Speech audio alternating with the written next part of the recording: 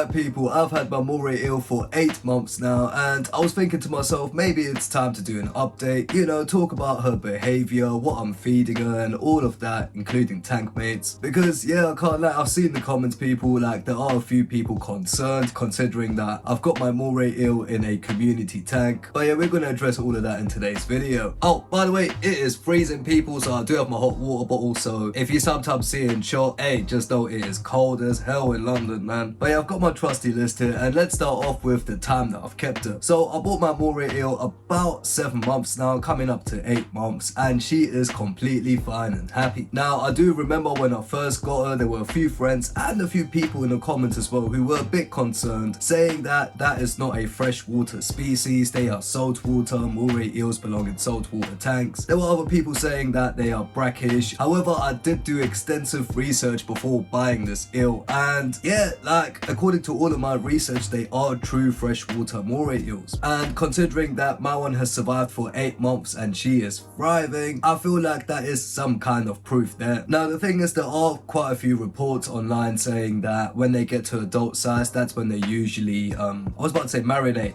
but it's not marinate, what is it, migrate, that's it. They migrate to the ocean, and that is true as well. But I did read one particular article about a study where some scientists went to, I think it's Indonesia, where they are originally from, and they found 2 adult species that have lived their entire life in fresh water, and they were also thriving, which basically showed them that yes, they do migrate to salt water when they grow into, you know, mature sizes. However, there are also specimens who live their entire life in fresh water, hence why they have the title of the only true freshwater Moray eel. So yeah, for the people who are wondering about why I have a Moray eel in my freshwater tank, this is why. That covers the part of how long I've kept her and the freshwater part, because yeah, there was definitely quite a few comments of people saying there's saltwater, you're gonna kill your eel and all of that. Anyway, so the next part is their behavior, because the other question that people have is, can you have tank mates with them? Now usually you would assume, because Moray eels, they are kind of aggressive, they have a protein based diet, you probably can't have tank mates. Well, with me in my tank, so far it has worked out fine. Now of course not all of them have. I did make a separate video on the whole tank mate stuff, I'll put it up here somewhere. But long story short, it seems like in my fish tank, my Moray eel was completely fine, but she is getting fed regularly, or it could be her juvenile age. I'm assuming when she grows older she might try to attack some of the fish, but right now they all seem safe. And that also includes all the other cave dwelling fish, because Moray eels, they love to spend their whole time in caves, and I've got a ghost knife in there, they share their caves calm. Got a rope fish in there who goes through all the caves, including the one of my Moray eel, and they're calm. I've got Synodontus Synodontus petricola, who also swims about everywhere in the caves in and out, and there's never been any real problems. My Moray eel is completely calm with all of them, she doesn't attack any of them. Oh, and I recently just bought a dragon goby as well. I should really put another cave in there. Yeah, I'm gonna do that soon, because you don't want all the caves to be overcrowded as well. But yeah, so far it is working out fine. Now the general behavior is a bit interesting. Now during the day she spends all of her time in the cave. She's got this one specific cave in the corner that she spends all of her time in, and she does pop her head out like throughout the day, so you do see her all the time, but not fully. She doesn't come out fully at all. However, because I have a Aqua Sky 2.0, I made loads of videos on that. I'll put one up here so you can check it out, but it's basically the lights that I have in my fish tank, and the Aqua Sky 2.0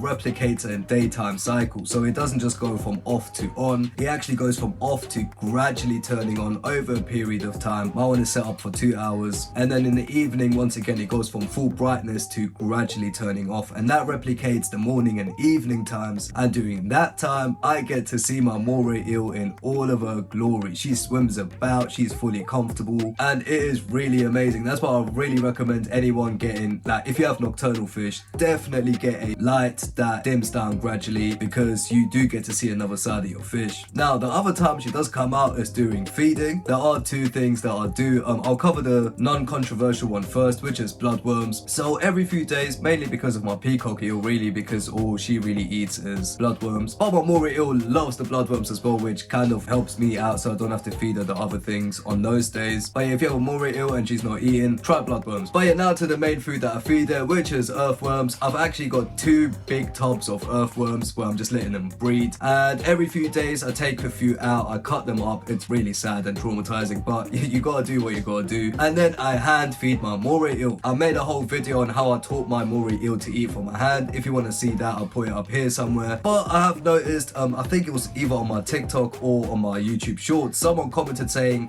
she's gonna bite you and all of that. Yes, people, if you have a moray eel and you hand feed them, there's always that danger of being bitten. Now, for me personally, I am kind of okay with it. Moray eels are generally venomous, but this specific type, the tiger moray eel, as far as I know, they are not venomous, or their venom is not very strong where it will cause any serious problems. As far as I know, I am not an expert, people. That's just from my research. If I am wrong, like, I'm wrong in it. I'm willing to take that risk, but I do not recommend anyone else trying to hand feed their moray eels without actually checking first if they are venomous or not, because some of the saltwater ones are definitely venomous. Although I did read somewhere that's because of their diet out in the ocean, but anyway, just do your research on it. But when it comes to my moray eel, or when it comes to any fish that you want to hand feed, if they do have teeth, you kind of do have to accept the fact that you might get bitten if they are a fish that have teeth. Now, with some of them, of course, you don't want to risk it at all, like lionfish, for example. I know that's a saltwater fish, but that's the first example that came into my head. Like, if you get stung by a lionfish, that could potentially go kind of bad, so that's probably the type of fish you don't want to do that with. But the freshwater moray eel does apparently seem to be safe, so I'm just willing to take the risk. Now, here's the thing, people, my moray eel has not bitten me yet, and I've never had the feeling that I'm gonna get bitten. Moray eels are extremely intelligent, and I am pretty sure that my one knows that I am there to just feed her, so she is very careful when she takes the worms from my hand. Now, I do understand, people, every single animal is different. My one could just be a particularly friendly one, and if you have one, yours might be very aggressive and might bite you. So once again, if you are going to try that, do that at your own risk. And yeah, I guess that's it, really. All in all, as a quick recap, had her for 8 months. Her behavior is fine. She hasn't attacked anyone. She's good with the Tankmates. You know, I've got Corridorus there, rainbow fish, and ghost knives and all of that. She's completely fine with all of them. The food, once again, I put in bloodworms every few days that she eats. I feed her earthworms every few days as well, which she also eats. And the only day she doesn't really eat is when I put in dry foods, but that's okay because they can go a few days without food. And yeah,